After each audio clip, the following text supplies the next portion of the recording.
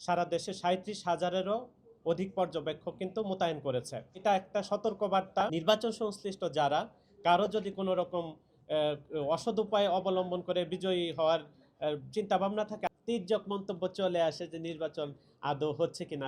আমাদের একেবারেই নির্দলীয় প্ল্যাটফর্ম, একেবারেই নিরপেক্ষ প্ল্যাটফর্ম। আপনারা হলো যে আমার সামনে দেখেন ৬৪ জেলার প্রতিনিধিরাই কিন্তু আছে। আপনারা চাইলে যাচাই করে নিতে পারেন। আমাদের এখানে কোনো দল মতের কোনো লোক নাই, এখানে সবাই নিরপেক্ষ। আমরা আসলে যদি নির্বাচন নিয়ে আমরা এখনো কোনো সংশয় দেখছি না বলেই আমরা এই যে নিজের পকেটের পয়সা খরচা করে কিন্তু এই ইভেন্টগুলো আয়োজন করছি। কিন্তু মাঠে এখনো শোনা যায় আমাদের দিকে সারা দেশে ৩৭,০০০-এরও অধিক পর্যবেক্ষক কিন্তু মোতায়েন করেছে। তো ওই ৩৭,০০০ পর্যবেক্ষকের প্রশিক্ষণের কার্যক্রম চলছে।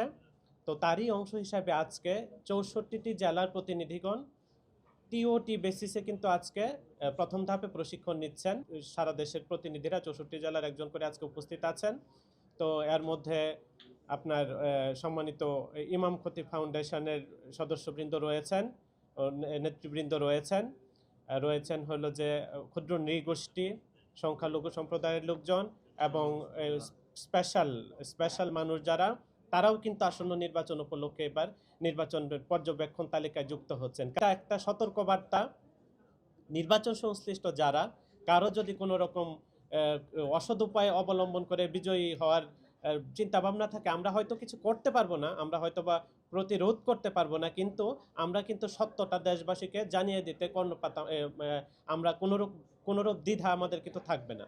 আপনারা দেখেছেন প্রায় ৩৭,০০০ প্লাস, মানে ৪০,০০০-এর মতো পর্যবেক্ষক টিম কিন্তু সদা সজাগ দৃষ্টি রাখবে যে কখন কি হচ্ছে না হচ্ছে, দিনে ভোট হচ্ছে না রাতে ভোট হচ্ছে, যত যাই হোক না কেন আমরা কিন্তু তাদের রিপোর্ট সঠিক রিপোর্টগুলো নিয়ে কিন্তু আমরা আমাদের নীতিমালা অনুযায়ী কিন্তু সময় মতো নির্ধারিত সময় কিন্তু আমরা আপনাদের কাছে আসলে হাজির হব।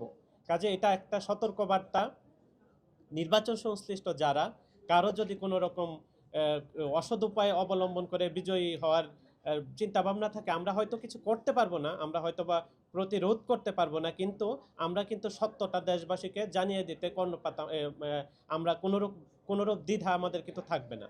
আমরা কিন্তু একজাক্ট যা ঘটেছে তা কিন্তু আমরা জানিয়ে দেব।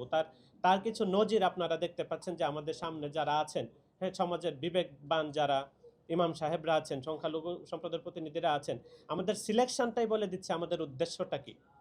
হ্যাঁ, তো ইমাম সাহেবদেরকে তো কেউ সাধারণত ব্যবহার করেন না, কারণ ওনাদেরকে আসলে কোনোভাবে এই ডাইভার্সন করার সুযোগ থাকে না। আমরা এরকম এই সংখ্যালঘু সম্প্রদায়ের প্রতিনিধিরা, ক্ষুদ্র নৃগোষ্ঠীর প্রতিনিধিরা সবাই এসছেন আজকে। তাদের কাছে আমরা এই বার্তাটাই পৌঁছে দিচ্ছি যে আর যেন পর্যবেক্ষকদের কোনো কালিমা যেন পর্যবেক্ষকদের কপালে না লাগে।